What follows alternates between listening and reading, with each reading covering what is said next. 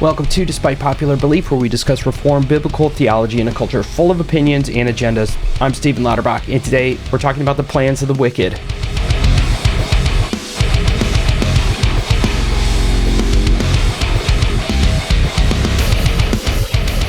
Hey, welcome back. I tried my best to pump out just a little more content before the end of the year. Forgive me if I start looking over to the sides. For those of you who are watching on video, this content is available on YouTube, but the audio version will be at the normal outlets as well. But I'm looking over to the sides because I'm trying out a new software that has capture device, so we're doing a little bit of screen sharing. I want to see if that kind of expedites the editing process for sharing some news stories with you guys. That being said, the past episode that we did about discipling your kids, I had polled our listener base to see if you guys have prayer habits with your family ultimately, and I did not share that on the past episode. I forgot to include that, so I wanted to include that at least on this side here. Let's just start out with the first one. These are our survey results. So, the first question was, do you pray more than once a day? Just testing the waters here. 91% of you guys said yes. That did not surprise me at all. Question number two, did your parents pray with you when you were a kid? 51% of you said yes. So, being split down the middle, basically, my understanding from that was like, you're not guaranteed to be born into a Christian family or a Christian practicing family. Maybe that's you. I myself did grow up in a family that prayed regularly. Everybody in my nuclear, I sound like George Bush. Everybody in my nuclear family are believers, and I know that that's rare. It's a gift from God. I'm thankful for it. And possibly you're a Christian if you're listening to this. So anyways, question number three, do you pray with your kids? 94% of you said yes. So that's super cool. I wish I would have run those statistics by our guest Stephanie Rothman, just to kind of get her input on some of that. But nonetheless, here they are. Thank you for your feedback.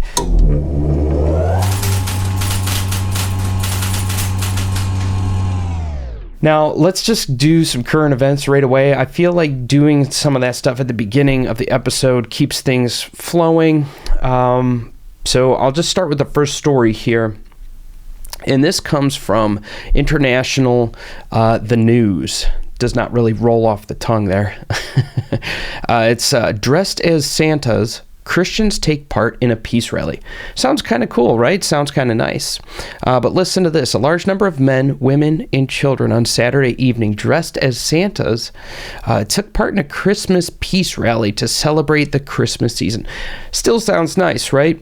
This is the part that I found very strange. Organized by several churches, the rally with big trucks and pickups playing Christmas carols started from the Christian cemetery and ended at the Karachi Press Club. Okay, so this is the Pakistan People's Party, who apparently led this parade of sorts. This part here is the most alarming. Representatives of Muslim, Hindu, Sikh, and other faiths also joined the rally to promote interfaith harmony. Okay, and then you can kind of see the quotes here. They say a little bit more about interfaith harmony. The bonds of peace and love, equality, harmony. Now, if you guys remember, we had a guest, Ali Rossborough, and they were talking about liberal Christianity, progressive Christianity. And that was one of the phrases she told us to look out for. And here we are seeing it, right? You're thinking, oh, okay, people dressed as Santa, peace rally, sounds fine. And the fact that they call this news story Christian organization dressing as Santas, that is not what this story is about. It said that there were people from the Hindu faith and Muslim faith in there, and they're saying terms like interfaith. That's not Christian. It's literally not Christian. Look out for those key phrases whenever you're consuming your news, because that stuff does matter. Just see through the agendas. Just plow through it, guys. You start to pick this out super easily. I know a lot of you probably already can, but once I read into the story, I was like, what the heck do they think they're writing about? And we could get into discussion about, well, should Christians even dress as Santa? I'm not even going to tell you the story about St. Nicholas.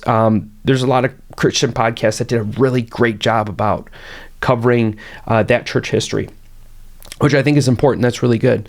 My biggest concern with Christians and Santa is cute lying in the sense that basically you're teaching your kids that it's okay to lie.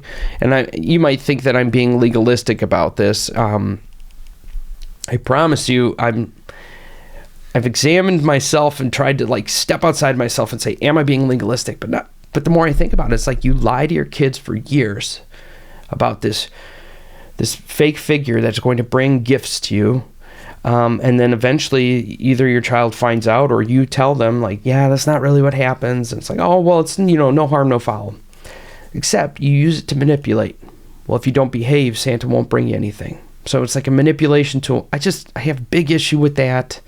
And the lying, it's just I just can't think of another scenario where you can lie to your kids for that many years and then later say, yeah, it's fine. What other things are your kids not going to trust you about then?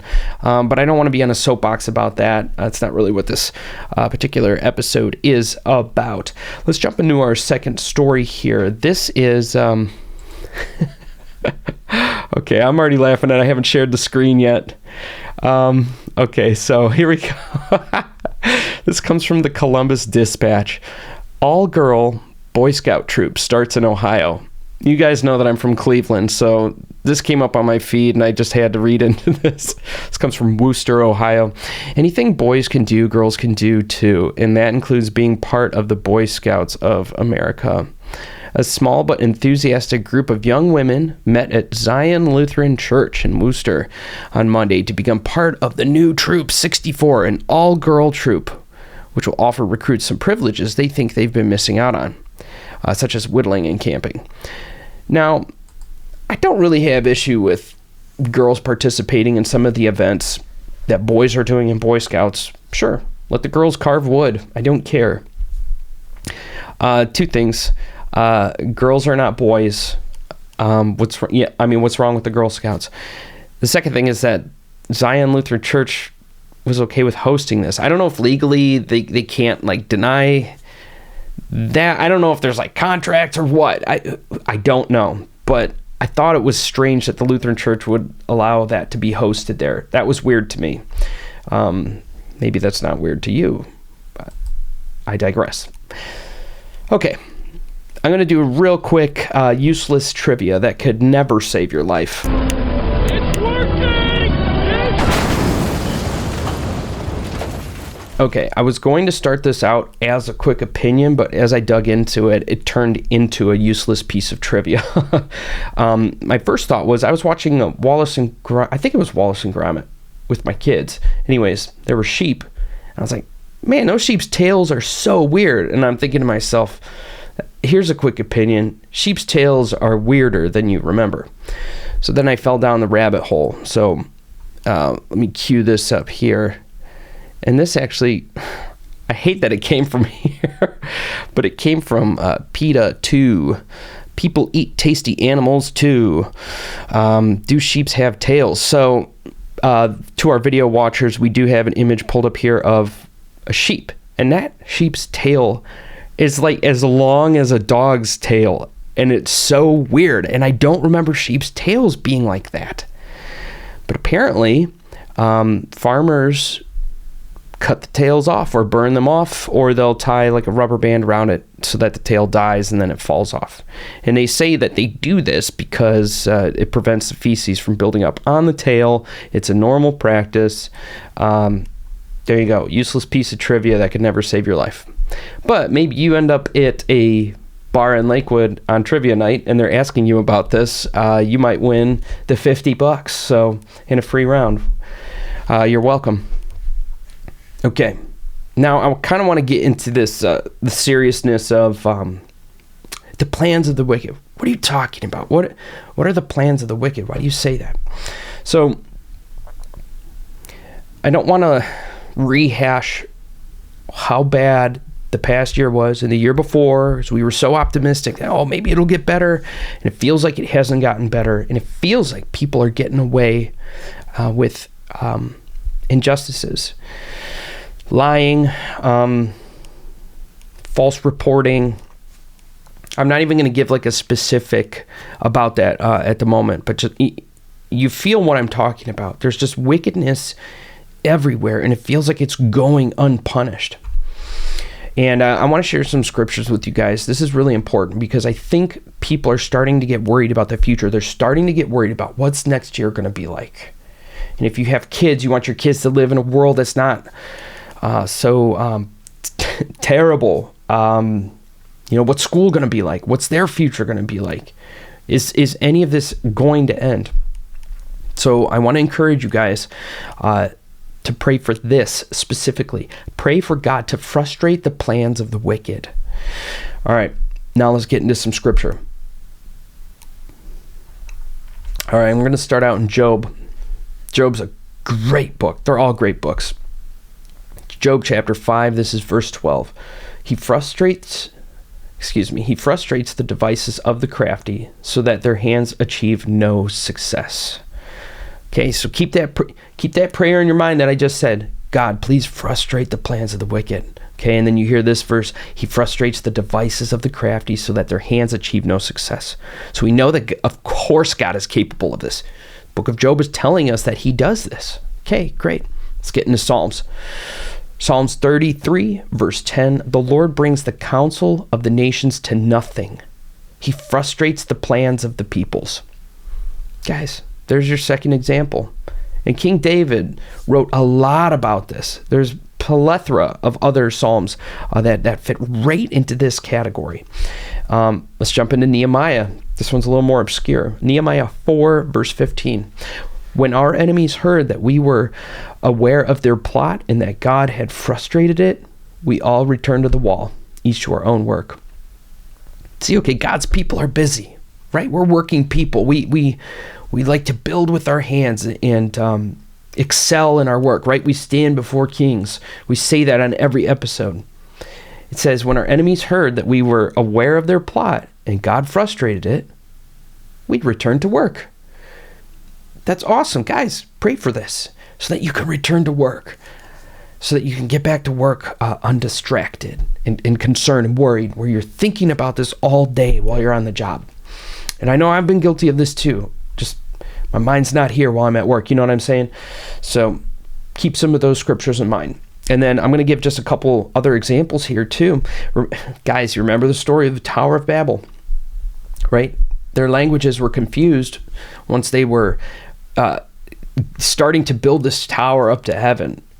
And again, there's a lot of great podcasts that cover what was actually going on there at that tower. Why was it so wicked? Why would God have to come down and confuse the language? So I encourage you to look into that. Maybe I'll have a guest on to come and talk about that some more. Yeah. Anyways, so the language was confused and the construction was halted, right? Now here's an interesting piece that I just learned this year. And was it from the Land of the Book? Oh goodness, what was it from?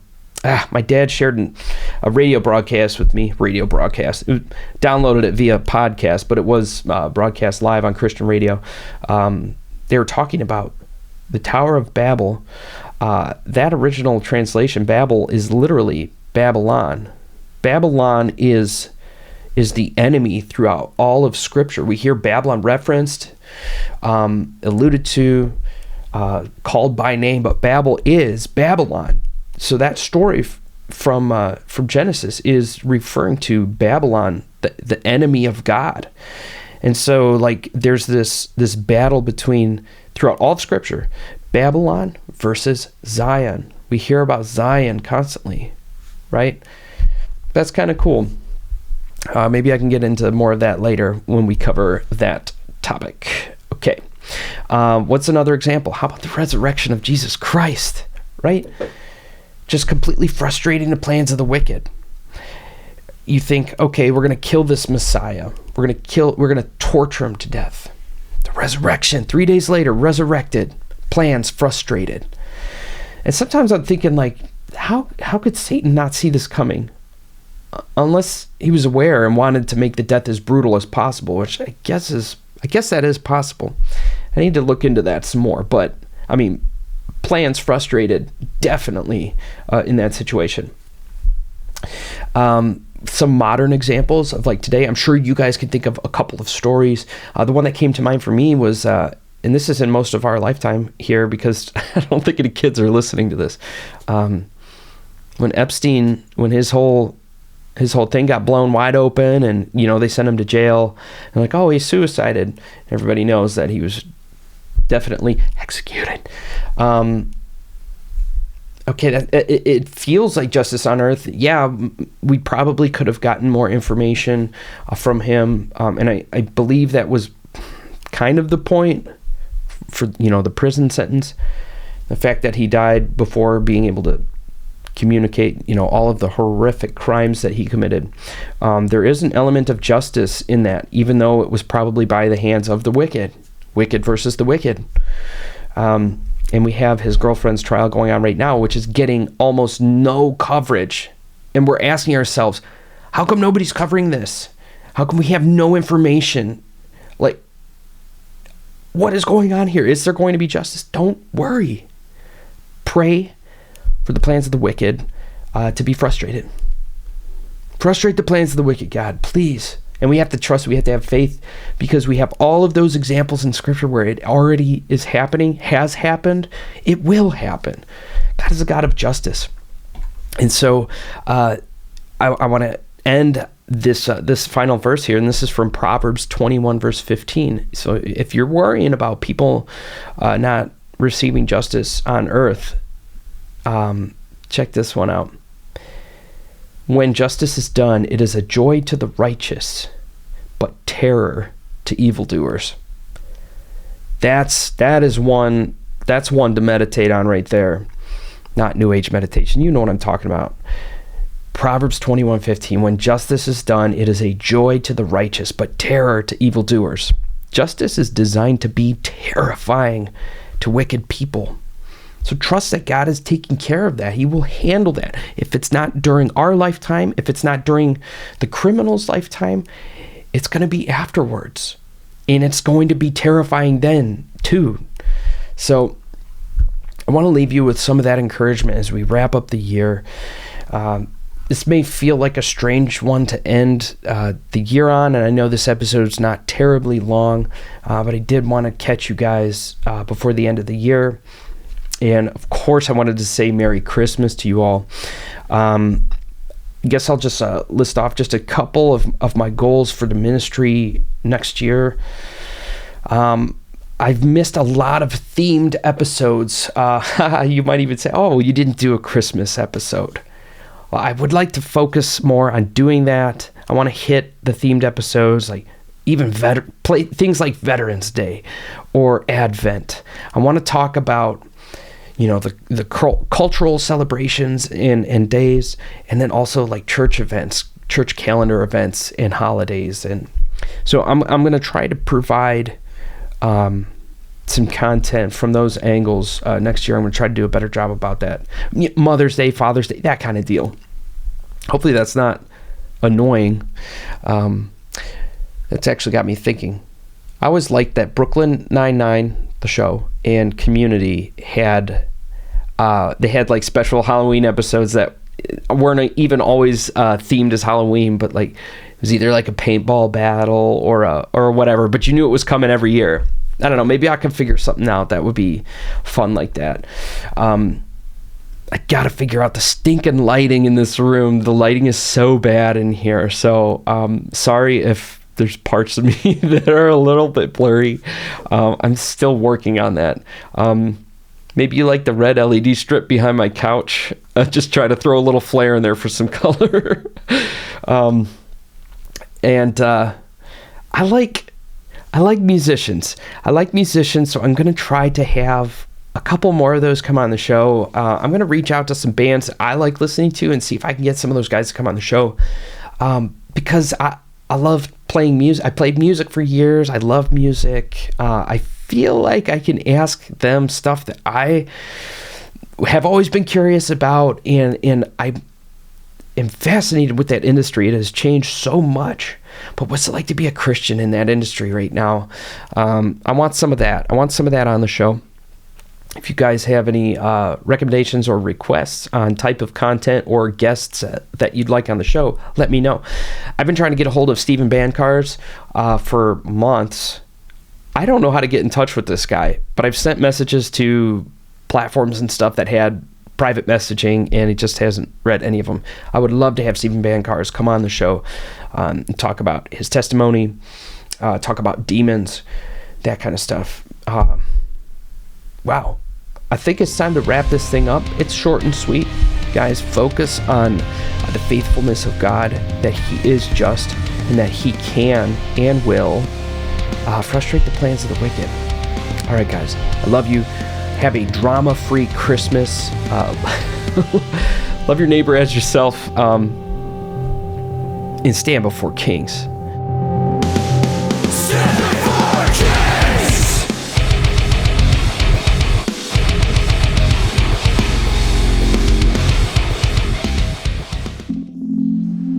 This has been a Manifold Ministries podcast.